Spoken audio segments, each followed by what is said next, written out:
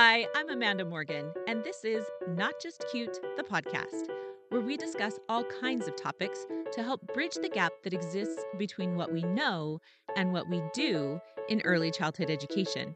We're starting conversations with academics, authors, decision makers, educators, and parents so that together we can improve the quality of early childhood education while at the same time protecting and respecting the childhood experience.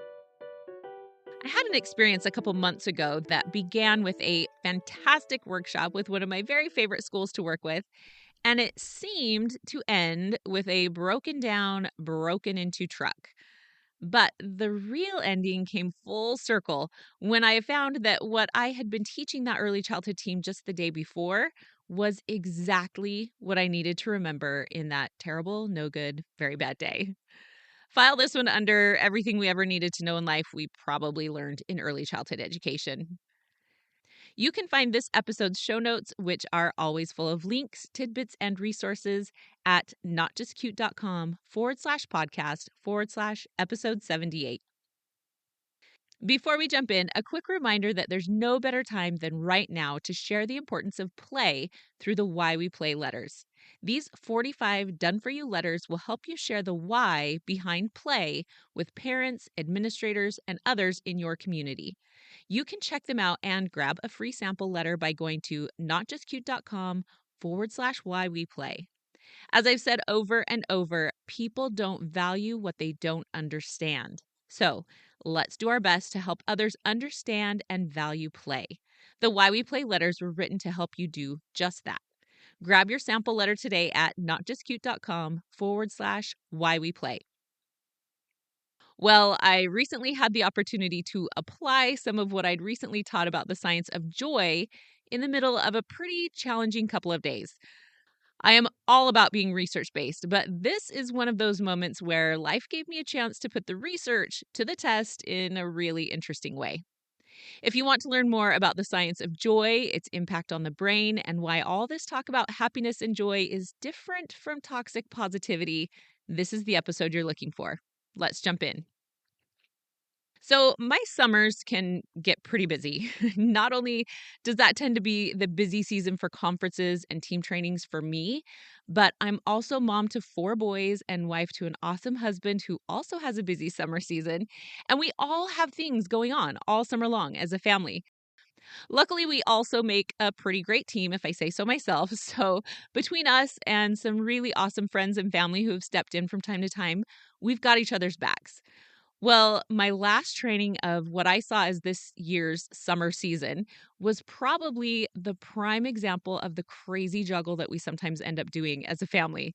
I was training a team in Houston, Texas, and on the same day that I would fly back home to Seattle from Houston, my husband would be leaving to drive with our oldest son back to his second year of college in Logan, Utah. Go Aggies. Now, as just a side note, the fact that this was his second year and that I would be flying out to see him about 2 weeks later made this juggle a little bit easier emotionally, so we can set that aside. Then on top of that, our second oldest, our 18-year-old, would be on his way to catch a flight early the next morning after I got home, headed out for a boys' trip with his friends who had all just graduated. And remember, there's another teen and a preteen at home to account for as well. So we're just in full juggling mode as a family. But like I said, we make a great team. So we've figured out all the moving pieces and the plan is up and running and everyone is doing their part. So my husband and my oldest son are in a car headed to Logan. I get to workshop with one of my favorite teams in Houston, and then I'm on a plane headed to Seattle. And our 18-year-old is driving our 20-year-old truck to the airport to pick me up. Everything was working like clockwork until it wasn't. So my son pulls up to the curb at the airport and acknowledging that he's just battled his way on I-5, which is no fun, and the fact that the airport traffic was pretty busy that night, I offered to trade him seats and drive us both home. About 20 minutes or so into our drive, I start to notice something is not right. If you've driven a lot of old cars like I have, you know that little tug in the steering wheel. You can just feel that things are going south in a hurry. So I noticed that the lights are also starting to dim, and sure enough, as I look down at the dash, the battery gauge is dropping. So I start looking for an exit. Oh, and did I mention that there was construction as well? So it's dark. I'm on I-5 and there is no shoulder because of the construction. So I'm just hoping to get off the freeway as soon as I can. So I'm saying a few silent prayers as I'm desperately trying to remember which exits go to another on-ramp and which ones will actually get us to a surface street and off the freeway. We take an exit, and providently, it takes us to a couple of quick right turns and into a parking lot where, I kid you not, my son and I push the truck the final 3 feet into the parking stall. We pop the hood, and it's clearly a broken belt along with a steaming, overflowing radiator and a dead battery. It's just one big mess, right? So there we are in a parking lot at about 10 o'clock at night. Two of our four drivers are on an interstate road trip, and the other two are stranded in a parking lot with a completely disabled truck. So my mind, which is a ball of stress at this point, races through what my options are for getting home. I message a friend who usually goes to bed really early, but she happened to be up, and she and her husband drive out to pick us up. While we wait, I check in to make sure that the two younger boys are still taken care of and let my husband know what's going on. By the time we finally get home, it's almost midnight, and that's midnight Pacific time, which means based on the central time zone where I woke up that morning, it's about 2 a.m., and I've been up for over 20 hours. Even after we got home, I still needed to help my son get situated for his own trip that would start early the next morning. And I finally collapsed into bed for what was basically a nap. And then we had to leave at about 6 a.m. the next morning to get him to his flight on time. So even though everything is crazy, it's still running pretty smoothly that morning. And I'm just so grateful that we still have all the balls juggling in the air. And so on my way home after dropping my son off at the airport, I decide to stop by the parking lot where we left the truck. My next order of business is getting a tow truck arranged. And so I'm thinking I should probably stop by and make sure that the hotel that let us use one of their day passes for the shared parking lot so that we wouldn't get towed away. We want to make sure that they know that we haven't abandoned it. We really are coming back. We're working on it and we're going to get it out of their way. Well, as I pull into the parking lot, I almost couldn't process it at first because I was so tired. But sure enough, in the few hours that have transpired overnight, the driver's side window has been smashed, completely shattered. I just sat there, exhausted and overwhelmed, and honestly thought, okay, should I just start crying now? Like, is now okay? Is it now a good time to cry? And for the record, that would have been perfectly fine. Sometimes you need to just hit the reset button with a good cry. No judgment here. But in that moment, I kind of laughed to myself as I thought about one of the topics that I had just been talking about with that school in Houston the day prior: joy. It kind of seemed ironic at first that 24 hours ago I was sharing the science of joy, and now I'm sitting in a rainy parking lot contemplating whether or not this is an appropriate time for a teary meltdown, right? And then I realized that it really wasn't ironic. It was actually perfect timing. I started thinking about those key elements of joy and how they had everything to do with that moment. So, just to back up for a moment, when I teach about play, I like to focus on two essential elements: joy and agency. In the workshop that I was sharing with this particular team, we talked about some of the research around joy and how it impacts the brain. It literally changes it so that we can be better and learn better. And we also talked about how we can use these research based principles to cultivate joy in our own personal lives and how we can bring those same principles into our classrooms to cultivate joy there. Now, because I love it when alliteration aligns with academic research, we talk about these joy factors: play, people, being present and positive, and finding purpose and passion in our work. Again, each one of these applies to our personal lives so that we can show up as our best selves to serve each other. And they also apply in how we build a joyful environment for the children we love and teach. As we talk about being present and positive, I point out that there's this misguided expectation that being present and positive is reserved for some kind of professional yogi up on a mountaintop, right? Or that we can just fake our way into pretending that everything is just fine. But that's not what it's about. Being present means really grounding yourself and becoming aware of the realities right in front of you, not the anxieties of what might happen or might have happened, or the over processing and over magnification of the challenges that we face.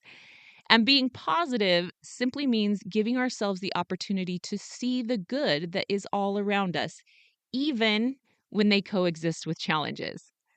So for me, that usually starts with a simple thing that costs $0, but I sometimes have to remind myself that I can, in fact, afford it. And that is a deep cleansing breath. One of my favorite lines in Fall Guy, the movie, if you've seen that, Ryan Gosling at one point I almost wonder if it was ad-libbing. He just breaks into this series of lines where he says, "Your brain needs carbs for basic mental processing," right? Your brain needs carbs. And I love that line. And it's true. And you know what else it needs? Your brain needs oxygen. And when we're stressed, we sometimes have the tendency to hold our breath a little. I don't know if you've noticed that. It's not something we do intentionally, but oftentimes when we're a little stressed, when we're hyper focused, we hold our breath just a little bit tighter. We breathe just a little bit more shallow, and our brain is not getting all the oxygen that we need. That deep breath gives our brain the oxygen and signals to the rest of our body to relax and release a little bit of that tension. So that's the first step that I do in trying to become present and see the positive. The other part of being present is grounding yourself by observing the things around you. Just looking around and seeing there are trees outside. The light is on. The wall is painted blue. Simple things. It's just opening our eyes to see what is right in front of us and ground us in the present reality rather than all the spinning that our brain has been doing. It just slows all of that down a little bit. And then I like to ask myself, what do I love about right now? And it can't be what I'm going to love later when I get home and have my favorite dinner, or what I loved about yesterday when I was having such a great workshop. It's what do I love about right now? What do I love about the way these raindrops trickle down the side of this window, maybe? Or is there something I love about the comfortable sweats that I have on? Or is there something that I love right now, right in this moment? A scent, a sensation, something that I feel or see or hear, anything that I love right in that moment, because there is always something that we love right in that moment. And if we aren't looking for it, sometimes it's easy to miss. Now, related to this is the practice of gratitude, whether that's in a general sense of just being aware and feeling that gratitude, but also in a specific sense of having a practice of being grateful and giving thanks. It's gratitude for the things around you, the comforts you enjoy, the people who have blessed your life. And I like to include some gratitude for your past self and the hard work and growth that your past self did to bring you to who you are today. The hard things that you have already moved through that let you know that you can do the hard thing that's right in front of you. Now, as you do this gratitude practice, it can take on a lot of different forms. Maybe you like to make a mental list or a written list or a gratitude journal. Maybe it's a prayer practice where you give gratitude through prayer. Maybe it's writing thank you notes, or it can just be as informal as seeing the good and just making that mental note and thinking about how grateful you are. At all of those levels, it changes your brain. So, as I put these practices to work, as I sat there in that rainy parking lot with shattered glass all around, I found that I actually did start to feel a little bit better. Now, let me be clear. These exercises did not make my problems suddenly go away. I was still staring at a broken down truck with a broken window. It still took a lot of work and, unfortunately, a lot of money to get that truck repaired and back into our driveway. This joyful practice didn't make my problems disappear, but it did put my brain into a better state for getting to work and solving that list of problems. It helped me to be resilient and resourceful. That's where the science of joy is different from toxic positivity. Toxic positivity pretends that there are no problems and no bitter emotions. We pretend that with positive thinking and a fake, pasted on smile, along with a hefty dose of denial, of course, that these problems will just drift away and take care of themselves, and we can be our best, most enhanced version of ourselves. And there's nothing in the research that tells us that. Again, that is just toxic positivity. The research says that all emotions are valid, in part because that first emotion is an impulse. It's not a choice or a calculation. It's just a human response. It's something you experience. You can't validate or invalidate that impulse. It just is. But the next moment is a choice. What we choose to think, do, or rehearse to ourselves over and over again is our choice. We know that being present and positive grounds us so that we can put our brains in a state where it can do its best thinking and intentionally choose. And then we can take that mental clarity and flexibility and resilience to help us solve the very real problems that are part of our very real lives. So I took that deep breath and I really looked at my surroundings as the rain streamed down the windshield. I thought about and validated what I was feeling right then, which honestly was exhaustion and defeat. And then I started thinking about all the things I was grateful for. I was so grateful that I got to be with that team the day before and all the energy and joy and goodness that they put into my life. I was so grateful for my family that everyone was okay and safe in that moment. No matter how I wanted to replay the what ifs of what could have happened, the reality was we made it off that freeway safely. Everybody was okay. And I was so grateful for that. I was grateful to the hotel who was so kind to give us a pass to park in their parking lot so we didn't have to worry about getting towed overnight. I was grateful for the kind strangers who stopped to see if they could help us, even though our truck was beyond help at that point. I could just sit and think about all the reasons that I could be grateful in that moment, even though the challenges and the frustrations still existed. But I could at least recognize where the positive things were. And like I said, gradually I started feeling better. Now, there were still phone calls with tow truck companies, our mechanic, the glass repair, and our insurance company. There were still bills to pay, and I was still exhausted. But I felt more ready to do it and to still get to the other things that that day demanded of me. I took just a moment over and over again during that process to be present, to take a deep breath, and to see the positive, and then move forward to do the hard things.